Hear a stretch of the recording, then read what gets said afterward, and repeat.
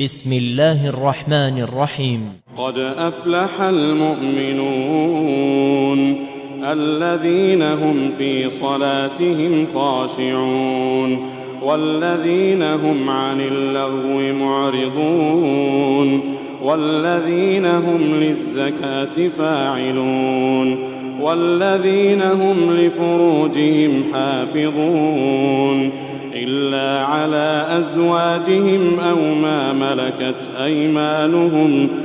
ما ملكت أيمانهم فإنهم غير ملومين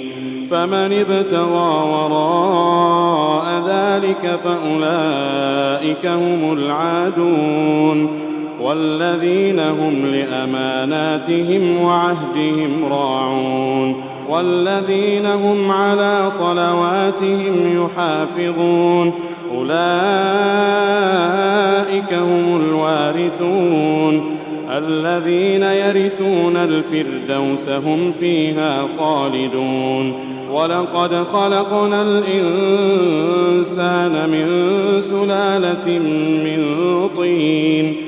ثم جعلناه نطفة في قرار مكين ثم خلقنا النطفة علقة فخلقنا العلقة مضغة فخلقنا المضغة عظاما فكسونا العظام لحما ثم أنشأناه خلقا آخر فتبارك الله أحسن الخالقين ثم إنكم بعد ذلك لميتون ثم إنكم يوم القيامة تبعثون ولقد خلقنا فوقكم 7 طرائق وما كنا عن الخلق غافلين وأنزلنا من السماء ماء بقدر فأسكناه في الأرض وإنا على ذهاب به لقادرون فأنشأنا لكم به جنات من نخيل وأعناب لكم فيها فواكه كثيرة ومنها تأكلون وشجرة تخرج من طور سيناء تنبت بالدهن وصبغ للآكلين وإن لكم في الأنعام لعبرة نسقيكم مما في بطونها ولكم فيها منافع كثيرة ومنها تأكلون وعليها وعلى الفلك تحملون ولقد أرسلنا نوحا إلى قومه فقال يا قوم اعبدوا الله ما لكم من إله غيره أفلا تتقون فقال الملأ الذين كفروا من قومه ما هذا إلا بشر مثلكم يريد أن يتفضل عليكم ولو شاء الله لأنزل ملائكة ما سمعنا بهذا في آبائنا الأولين إن هو إلا رجل به جنة فتربصوا به حتى حين قال رب انصرني بما كذبون فأوحينا إليه أن اصنع الفلك بأعيننا ووحينا فإذا جاء أمرنا وفاردت النور فاسلك فيها من كل زوجين 2 وأهلك إلا من سبق عليه القول منهم ولا تخاطبني في الذين ظلموا إنهم مغرقون فإذا استويت أنت ومن معك على الفلك فقل الحمد لله الذي نجانا من القوم الظالمين وقل رب أنزلني منزلا مباركا وأنت خير المنزلين إن في ذلك لآيات وإن كنا لمبتلين ثم أنشأنا من بعدهم قرنا آخرين فأرسلنا فيهم رسولا منهم أن اعبدوا الله ما لكم من إله غيره أفلا تتقون وقال الملأ من قومه الذين كفروا وكذبوا بلقاء الآخرة وأترفناهم في الحياة الدنيا ما هذا إلا بشر مثلكم يأكل مما تأكلون منه ويشرب مما تشربون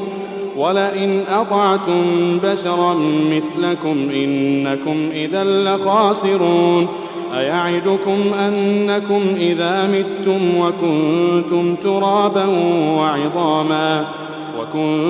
ترابا وعظاما أنكم مخرجون هيهات هيهات لما توعدون إن هي إلا حياتنا الدنيا نموت ونحيا وما نحن بمبعوثين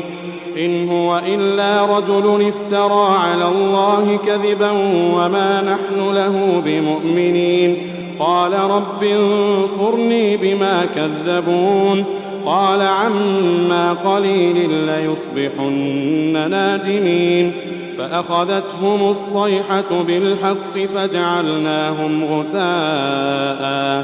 فبعدا للقوم الظالمين ثم أنشأنا من بعدهم قرونا آخرين ما تسبق من أمة أجلها وما يستأخرون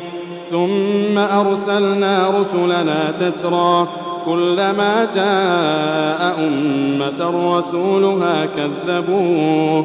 فأتبعنا بعضهم بعضا وجعلناهم أحاديث فبعدا لقوم لا يؤمنون ثم أرسلنا موسى وأخاه هارون بآياتنا وسلطان مبين إلى فرعون وملئه فاستكبروا وكانوا قوما عالين فقالوا أنؤمن لبشرين مثلنا وقومهما لنا عابدون فكذبوهما فكانوا من المهلكين ولقد آتينا موسى الكتاب لعلهم يهتدون وجعلنا ابن مريم وأمه آية وآويناهما إلى ربوة ذات قرار ومعين يا أيها الرسل كلوا من الطيبات واعملوا صالحا إني بما تعملون عليم وإن هذه أمتكم أمة واحدة وأنا ربكم فاتقون فتقطعوا أمرهم بينهم زبرا كل حزب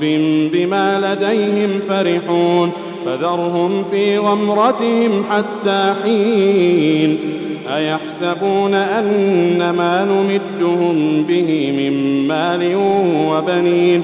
نسارع لهم في الخيرات بل لا يشعرون إن الذين هم من خشية ربهم مشفقون والذين هم بآيات ربهم يؤمنون والذين هم بربهم لا يشركون والذين يؤتون ما آتوا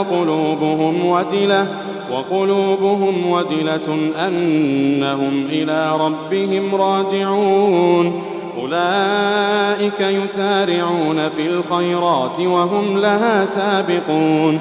ولا نكلف نفسا إلا وسعها ولدينا كتاب ينطق بالحق وهم لا يظلمون بل قلوبهم في غمرة من هذا ولهم أعمال من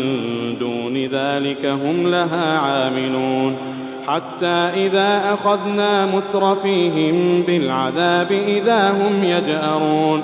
لا تجأروا اليوم إنكم منا لا تنصرون قد كانت آياتي تتلى عليكم فكنتم على أعقابكم تنكصون